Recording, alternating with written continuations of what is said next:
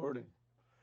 This is a Sikha from the Lubavitcher Rebbe, the Melech HaMashiach, to open up our minds and our hearts and make us a little bit positive in this corona tragedy that's going on in the whole world. The whole world is upside down. Let's go. Ma nishtana. Okay. This I'll tell you. I'll start off with a joke, huh? Okay. About this corona thing. They say that in the Russian army, they had a massive army. This is talking about in the time of the Tsar.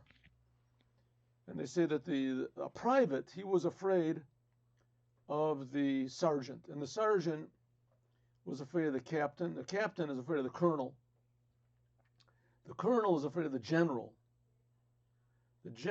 he's afraid of the chief of staff, and the chief of staff, he's afraid of the secretary of war, of defense, and the secretary of defense, he's afraid of the king. And the king, he's afraid of his wife, and his wife is afraid of a mouse. So it ends up that a mouse rules over all of Russia. That's sort of what's going on now. The whole world is all organized, and they've got armies and everything. All of a sudden comes this little mouse called the corona, and everything, the whole world is just totally upside down. No one knows what to do. Everybody's afraid. People are suffering. They're dying. It's terrible. Of course, there have been much more severe plagues and disasters that have visited mankind. Just recently is World War II, etc. And I think even the SARS and the what is it, the pig virus, whatever it was called, I guess that was also worse. But here is the uncertainty of the whole thing. The uncertainty and the fact that there's no cure has everybody turning their eyes to God, to the creator of the universe. And I think that everybody in the world is turning their eyes to the real creator of the universe. Not to the religious gods and this. They know the one who really helps in the end is the creator, who, by the way, that happens to be the God of Israel, creator of the world. So that's what really we're celebrating here on Passover, on Pesach, is that we're going out of all of these misconceptions and false reliances and false gods, and connecting to the real creator of the universe who really helps, right? Like it says, L'me'an yavo ezri me'em Hashem, Oseh Shemayim words. From where will come my help? My help will come from God who creates the heavens, which is all the spiritual worlds, and the physical. Now the Egyptians realized this, but they realized it in a very hard way. But by the Egyptians there was also a big plague that came and it smote and the Egyptians. And nowadays it doesn't have to be so terrible, and it doesn't have to be so catastrophic. Back then it was really a real plague. Now the plague is 10% real. Much fewer people are actually dying than there were like in the Black Plague or in the Spanish flu. But on the other hand, the fear has gripped everybody in the world. So in a way, God is taking us out of Egypt. He's shaking up the whole world in a much kinder way. I mean, God forbid that even one person should die. It's a tragedy. But the less people, certainly the better. But the fear has definitely gripped everyone, and it's changed everyone in the world. And that's a little bit like what it was when the Jews left Egypt back then. The difference is going to be that back then Egypt was destroyed. Now it's not going to be destroyed. Now everyone is going to turn truly to the creator of the universe. So let's do it. Now the Jews celebrate this once every year. We've been celebrating it for 3,300 years. And we start what's called the Seder Pesach, the Leil Seder Pesach. In the night of Passover, it is a commandment from the Torah to talk about how the Jews left Egypt. And like we're learning in the Mimer in the morning, it is only to encourage us to go out of our own personal Egypts and shortcomings and ego trips and self-centeredness and anger and depression and aggression and addictions and things that we're in.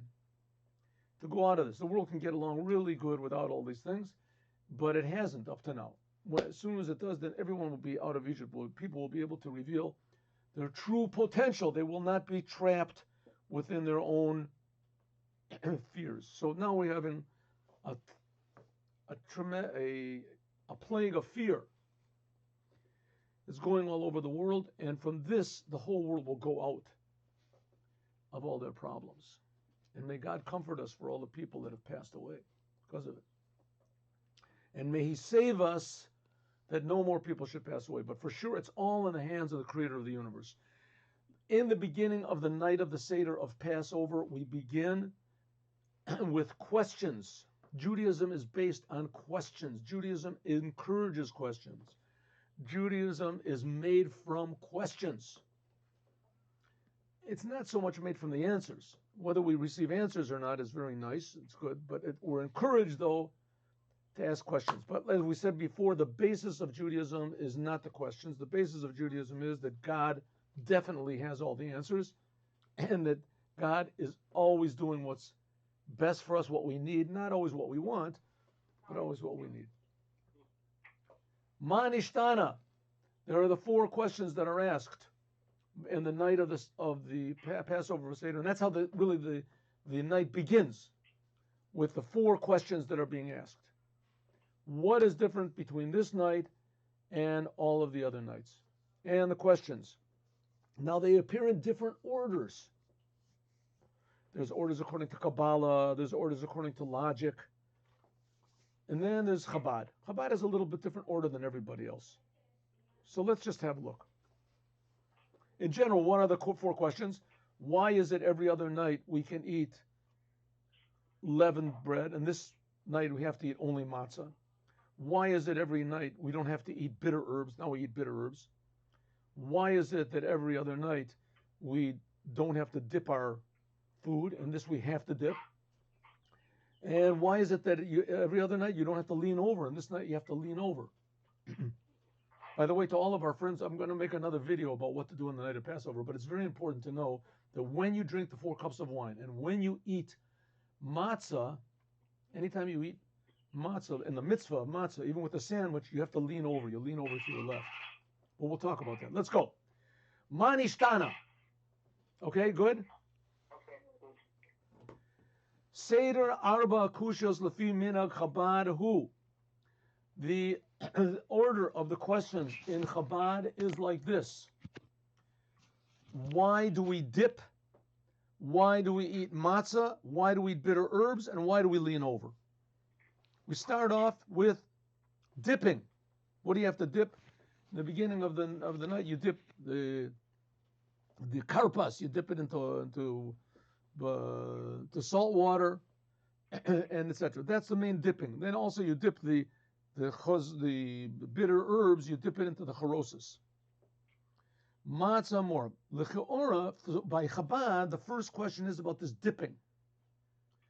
Dipping. Okay, now just the Rebbe is going to say this, but it is a commandment of the Torah on this night to tell the story of going out of Egypt.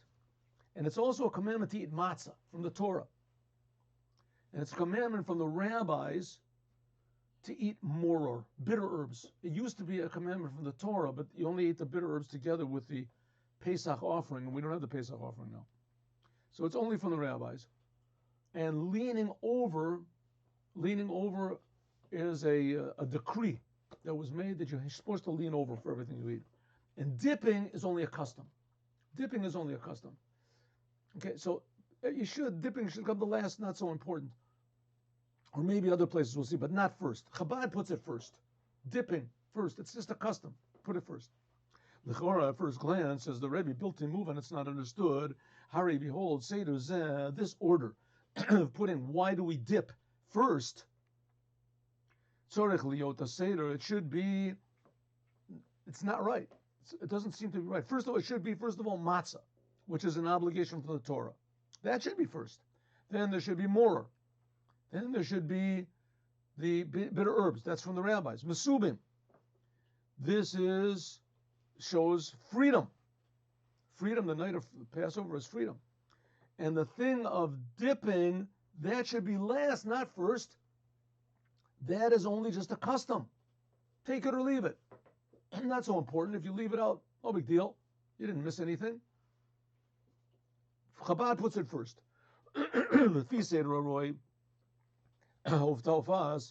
And maybe you can say, well, maybe the child asks in the order of things that he sees, because this is supposed to be the children asking. If we want to go, let's say, according to the order that the children see things, it should be madbili, and this thing of dipping should have been at the end. Shaharia ikarhu shatibul hasheni, because the main thing of dipping is when you dip the bitter herbs, or at least it should be after leaning over. Why?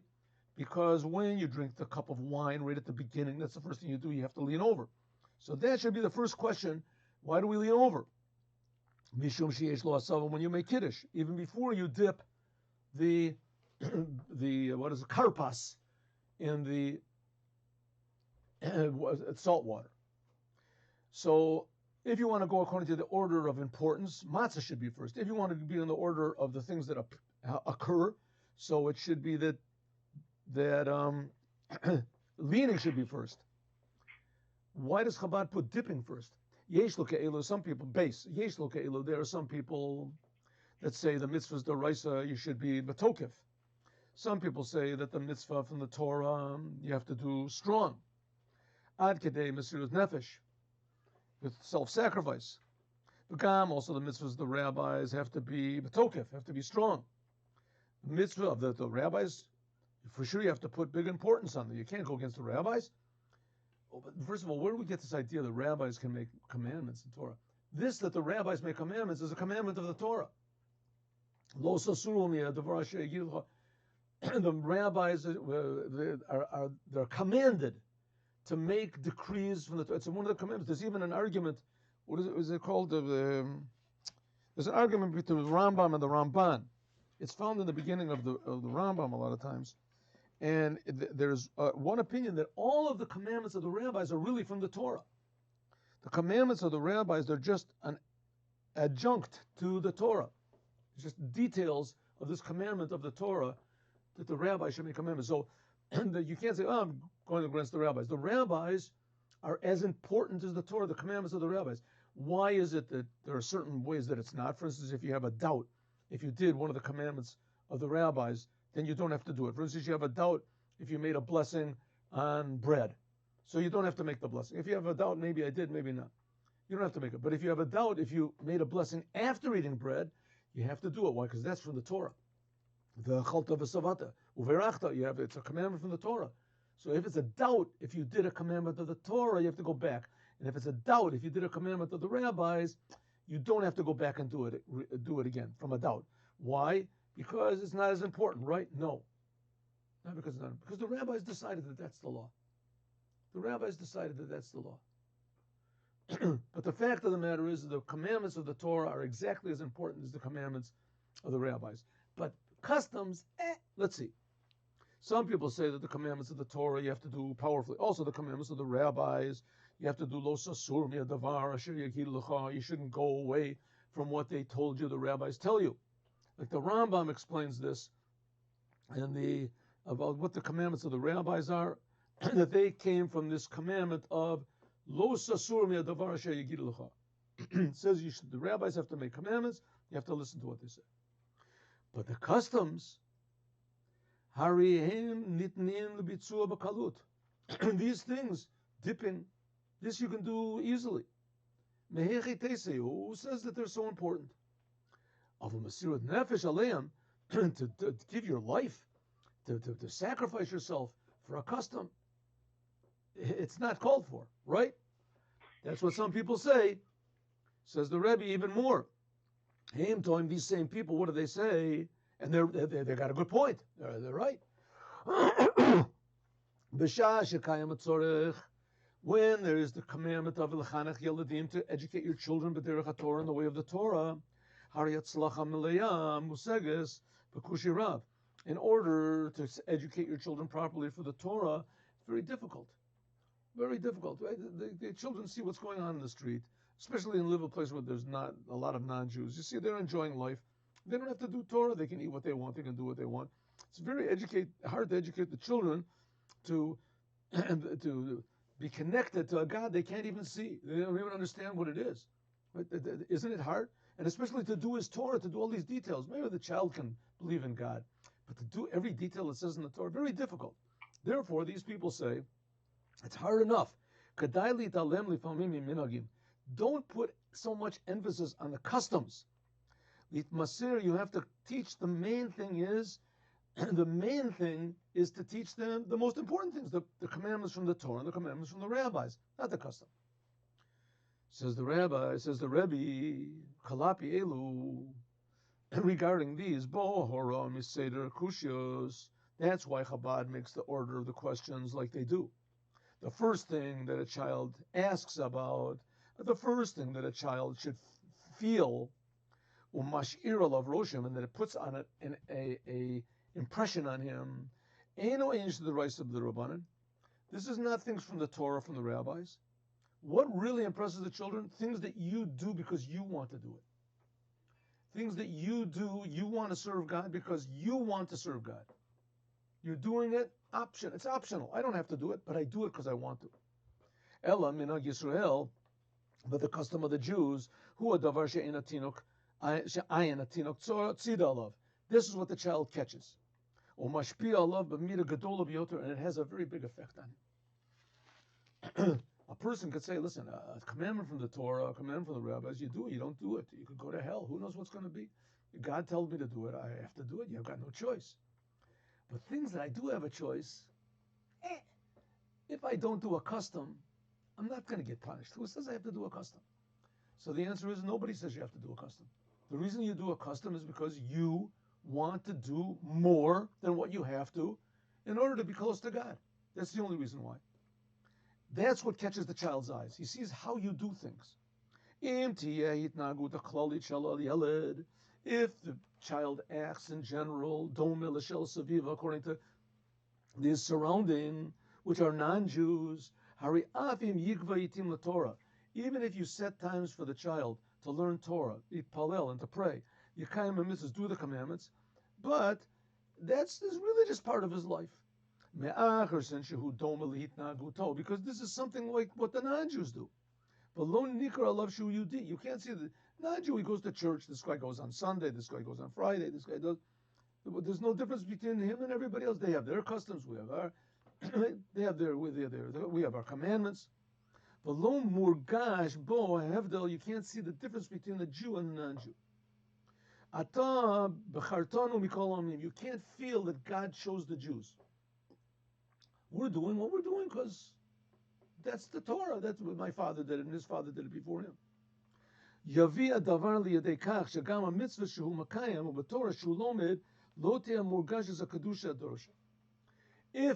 you act on your free time like the non-Jews act, then it'll creep in to even when you act in God's time, you'll also do it the same way that the non-Jews do it. The minimum, as much as the minimum that I can in order that it doesn't disturb my life. And then, but look, I'm doing God a big favor. Look, I put on tefillin. I don't have to do it. The non-Jews don't do it. Here I do it. You see a pat on the back all the time that you're doing anything. And as a result, everything that you do for the creator of the universe will be secondhand. How do you say? Optional. Like you don't really have to, I'm doing them a favor. Therefore, there's missing the foundation of Judaism. What's the foundation of Judaism? Your free will. How do you use your free will? The holiness of the Torah, the holiness of the commandments. Holiness is the basis of our whole life. Alul liyos shebemeshech zaman, that eventually what will happen if you don't stress the holiness, the godliness of the Torah and the commandments, Torah and commandments is something, I'm sort of the boss. I do it. It's part of my life. It's not that I'm part of it. I'm part of the Creator. If you treat the Torah mitzvahs as just part of your life, and God forbid, Gam Kiyum mitzvahs, eventually it'll have an effect even on the commandments in general. A person will say the whole thing is not so important. What's important is what I feel. It says the Rebbe, that's what customs come along. Customs come along that if you don't do them, no one's going to say anything, but you do them because you want to serve God more. Child sees that his father wants to serve God more and he enjoys it. This encourages the child, listen, my free time, maybe I should use it the same thing. Maybe I should do it. It's my free choice. I want to choose what my father chose. Gimel. Nosaf al kach sheminagei Yisrael, the customs of the Jewish people, mahavim et atzam Torah, they have themselves of the Torah, like it says minhag Yisrael, Torah, the customs of the Jews, they are Torah. Even customs, says even the customs that the women take on themselves. Therefore, ein lishkol ma'adif. Therefore, you shouldn't say what's better. Or chaim pentefales. Says this is the way of your life. Don't weigh things. Therefore, don't give up anything. In addition to this, this is the first foundation of education. A child must know, and because that's the night of Passover. The night of Passover is for the children. The essence of Judaism is the family. The essence of mankind is the family. If there was no families, there wouldn't be any people. Unfortunately, because in our world, the family is not really stressed so much. In fact, some people think that it's the most abhorrent thing in the world to have a family. To have children, you have to raise the children, you have to worry about the children disturb you, you can't go about your life in your general way. They think the family is a big, terrible curse, not a good thing. Well, I mean, you can tell people like that, if there was no family, then they wouldn't be in existence themselves. So the whole essence of Judaism and of life and world is family. As soon as you have a family, that's not it. You say, okay, I got kids, that's it. Now you have a family. Now you've got responsibility. That's what makes a human being, responsibility. You can use your free will to choose to take your responsibility or not, but animals don't have any responsibility. Animals take care of the children, but they do it naturally. Human beings, they can go against their nature. They go against their nature. A person doesn't want to have children. There's something wrong. There's something wrong with him. A person doesn't have children, he should feel bad. Right? He should feel bad to varying degrees. But still, every normal human being wants to have children and to have a family. Having children, though, is not enough. You have to also educate the children. How do you educate the children? You have to educate the children that they should know there's a creator that creates them. Me and mommy did not create you. Me and mommy just were partners with the creator. He created you. That's the way God made the world. Now the child is born, you have to educate him that there's the creator. He's the main one. He's the main. You have to do what the creator says. You have to go, and if it's a contradiction between what the creator says and what mommy and daddy say, you have to do what the creator says. That not to do. If the mother or father say, don't keep Shabbos, don't eat kosher food, what can you do?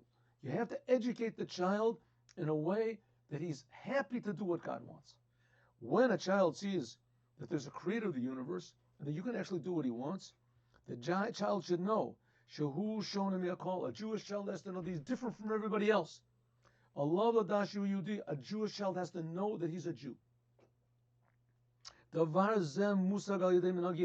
how do you get this? By the customs.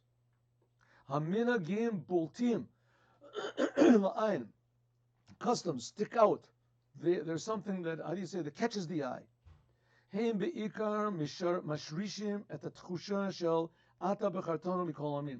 The customs in Judaism, that's what stresses, you have chosen us from all the people. I remember when I was in university, I wasn't religious at all.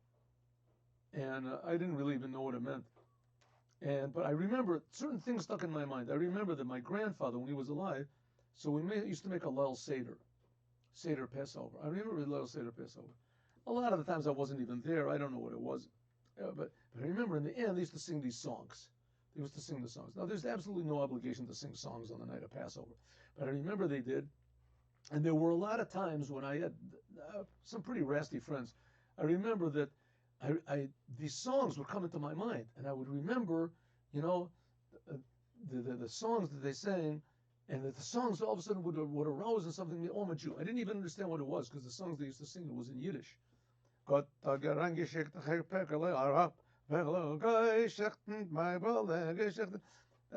didn't know what was going on. It was the story about the one sheep, the Haggada, whatever is the one the goat that he bought for 2 zuzim. I had no idea, but I knew that it was a Jewish thing. And this reminded me, I'm a Jew. I'm a Jew. The customs of the Jewish people, this sticks. I know another person, there's a story about this also, that he saw somebody do kapporos, before Yom Kippur. This amazed him. Couldn't imagine such an amazing thing. Another person that he saw a religious person, he didn't want to light a light on Shabbos. Jewish people don't do that. You don't light a light on Shabbos. It's stuck in him, right? Okay, that's already a commandment from the Torah. But to put that also, that you don't even push a light because it'll put on a light, this is already a thing. Okay, maybe that's not such a good example. Let's forget about that example. The customs, though, are things that really catch a person's eye, a child's eye. Davar shemimenu nova v'karavtanu malkeinu la'avodasecha. When a Jew feels that God, you have chosen us from all the other people, and we are different from everybody else, then God makes us closer. Hayesod v'habasis l'kol Torah. This is the foundation of the whole Torah, that God has chosen us, and He has made us close to Him, and He comes close to us. Like the rabbis say, Gedola shimusha yoter milumud. Like the rabbis say, it's greater the service to serve the wise men than it is to actually learn from them. When you watch wise men, Talmidei Chachamim, Tzaddikim, what they do, how they move, then this inspires you greatly, sometimes even more than the Torah that they say. So that's what the Rebbe says. Tonight, the night of Passover, is the night of the children. We're educating the children. A child has to see customs, first of all. The most important thing is customs. And that's why the child asks, why do we dip tonight? Good, I understand why we eat matzah and why this. It's from the Torah. But why do you dip? What's the end of dipping? That's the most important thing. When you educate the children according to how it's proper, you teach them, and also the customs of the Jews is the Torah. You should a person should even risk his life for them. Therefore we say, we used to be servants to Paro in Egypt. God took us out with a strong arm and with a strong hand and an outstretched arm.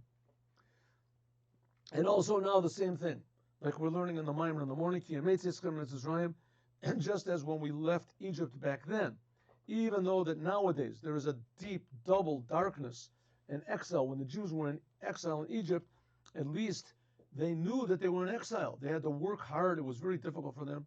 And now it's exactly the opposite. People are suffering. Who's suffering? Right? Everybody has their cellular phone, everybody this. People are in their own worlds. They do whatever they want to. Says the Rebbe, that's the deepest, darkest exile you could possibly have. God will take us out of this tremendous darkness. And we will let God know a new song. But what's really so wrong about, just spending the whole day watching the cellular phone? Because you don't know who you are. You don't know who you really are. You never really come in contact with your true potential as a human being. You never realize how much good you can do. One little good act could save all of the pain and suffering of the whole world. This is possible. You know how many people are suffering from hunger in Africa and Asia and this? Well, one good deed that I do can actually stop it. Is that really logical? Of course it's not logical. Certainly it's not. But it's true. That's the fact. And you can see a little bit from the example that one little light pushes away a lot of darkness. But as long as we're caught and we think that we're just like everybody else, we're just part of the world, and that the world rules over us. So as a result, what can I do against the world? The world is so big, there's so many people, I'll just take care of myself. Says the Rebbe, no, you have to know that you are connected to the creator of the world. The creator of the world. And the creator of the world chose us from all nations. And that we're different from everybody else. We're here to teach everyone that there's a creator that creates everybody. But in order to do that, it begins with educating the children. And then there will be what's called a new song. Shir Chadash. not Shira Chadasha, which is called from below to above, that we sing the song. Ki im Shir Chadash Zachar means that God Himself, like He took us out of Egypt back then, will do all amazing miracles in order to transform the Jewish people to what they were really meant to be vehicles of light and blessing and happiness and meaning to the whole entire world. Then there will be a true redemption of all people. She'en achrei galut, and there will never be any exile afterwards. Al yedei by means of Mashiach Tzidkenu, b'mehera b'yameinu, the Mashiach will come, and that is the Lubavitcher Rebbe, and he will elevate and extricate everyone from their own limited ways of looking at the world to a way that we never believed what a human being can do, how much good is hidden inside of us. But it depends on education, and especially educating the small children to know the little details of Judaism, even the customs, are of tremendous importance, because that's what really is expressed in the world, and that's what we want to do, make the world a good place.